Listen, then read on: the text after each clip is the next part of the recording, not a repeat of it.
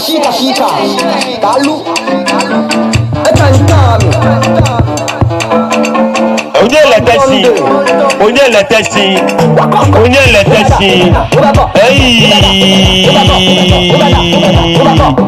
obayelo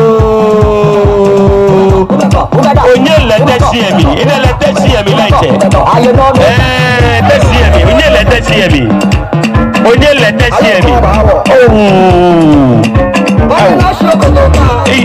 edo bi aka njo be for yi what check what you are done one double shlay bi na ye odromo ke omuzun cholena one papa fa go ba fe se no talo bani afa wani fe ayomanye one bi ba ga hewa na ga igba ni eja bo ha ni ame yase ko di bo mo konkro abata sen no aka yicho e ba kudo no chumo fen ni na gbe ke wakashida okumetu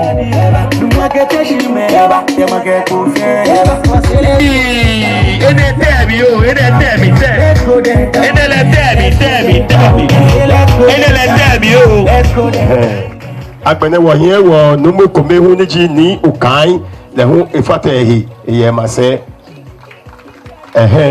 agbene mache ke jalaye no ke nche jalanye ba wo ehi no ke wo ehi no keke onale wohie kaneshi jalanye ye bi ene anti lydia kaneshi wohie dansoman jalanye ye bi dansoman jalanye madina ame secretary ye bi ene iye jalanye ese ikwe jalanye ese wohie tima market jalanye ye bi ene aboko bi jalanye ke we bi ofane ko futa janye wo ino ike se mo kani agbene woye chantan woye alajo ni mo kola number 2 agbene woye wo vice madam Elizabeth na okale akron no jiju for jalami jalanye agbe second deputy organizer Auntie Eddie Greater Accra second deputy organizer Auntie Eddie agbene mimoni you acho mi Reverend Jonathan Nila Telati menji first deputy organizer Greater Accra agbene Freedom Market anyone iyo jalane ye onipa Jimmy ye bi ene woye wo mami ni fefe ilẹ̀ jí wọ gàjàláyé fẹ́ń àhínyẹ lọ madam president na Mercy na Afrowa Niger ìlànà ẹ̀ka sẹ́yìn.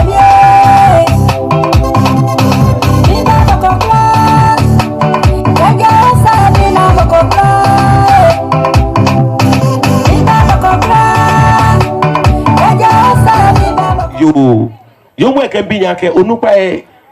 association ni wo onupa e hanye alo nyelenche nyewele onupa e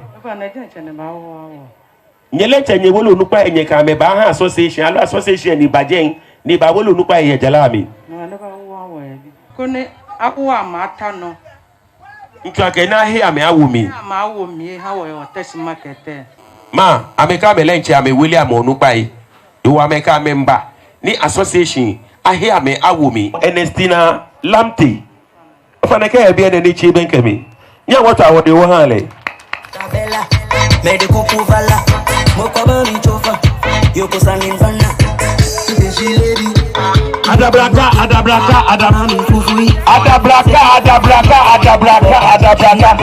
hey warabraka jole je hey kiti hey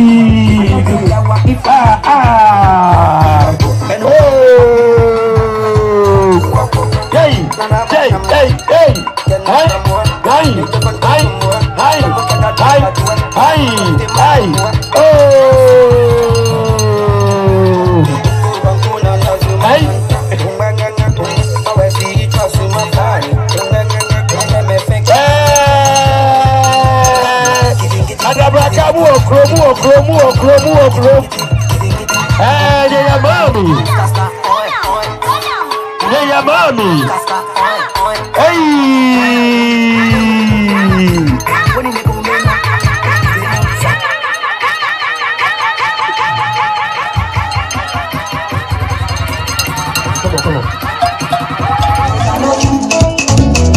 Kasi bi ebe na bana fi ole.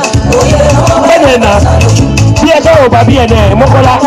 Alo bi e wo ma shiwe. Mama wo ma wo ko ti e ko jo la cha cha bu ta ke bo jo no. Ai.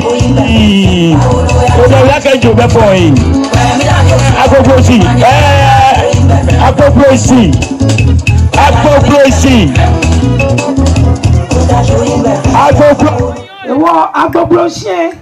Wa ye meji e kome na eshi yo mu ono eshi ni nye no na ke wazi na ziwana e gbodo mo se ye shia le ton ake numo echele numo chekule mene ke numo ni ato na jayeje wosumo pa no Accra Markets Association Agbobroshi market bi wo here wo no ko fio no pa ha yo mo ake won kai e ye shiambo shi won kai ni nu chumo na ba tu won e fe ko e follow aja ke e wo yi bi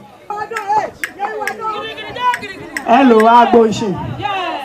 mami e ka ko ma ke ha yin ko agboshi e fe ha yin ko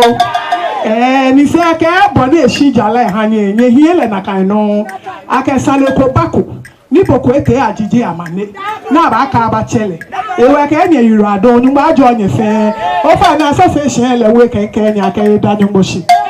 da nye shi ye nye wala hewo e ko me fe mo mene imi shegbin agbene hu nre hogbin ejage wo assistant secretary ebagmewo yehu abachele assistant secretary no bien in walking stick ajake nyonji o shande ejio de fiabe ni machele aya association ka aya o ka shi owo 10 o'clock na ba tabo ake wole bi 8 atanye ten chale no fia no ne yo femo ebagmehe ne baba ekemi aya wo ye secretary ni wo secretary leji madam Margaret na Made and Kama leji association secretary Ablade abi na smoye ono je no TV no mene lo fro ko pan e wo to emi ake no kun ya no ye aboso kan zongo jarami no e wo ba je ko ye jame ko ni wo ka ba ye ni fe mo he odase lele ni bi short yi ete no awole jara nyeme short e ka mese bi ke gadangbe popa no fe jara nyeme ke amese kwaloi ka me wolongmalo wo ba ye odase no e wo heni wo sene kengule twane wo basmo ko ni wo chi wo benka wo nyeme ko me ko ni wo bia me amedansa de ke hani fe mo ni ka amehi enmene fale ngbe ji enesina na agolamte no fa ne negbe oje fale mi de nche njega si omo mi je teshi ni wo be wo ye teshi mena wana ole ake no ko fe nwete no ye shukura jara ne no o fa no ba nyo ke wo no ko fi o ye no ni te no mene o fa na kama ke ye no ni te no e bala ka wo market e ko me wo leaders onupo e amecho mo amese wo besana wo me ko me wo me ni wo kwa amese na amecho amese e bala ka besana wo ba sukula market name na ba free inauguration ne keke wo gbe e bote wo jian nyawo o fa no meni je o gbe na de oseble sam 1 o fa ne negbe jara no ohon ni adabranka jala mi ni ngmena boni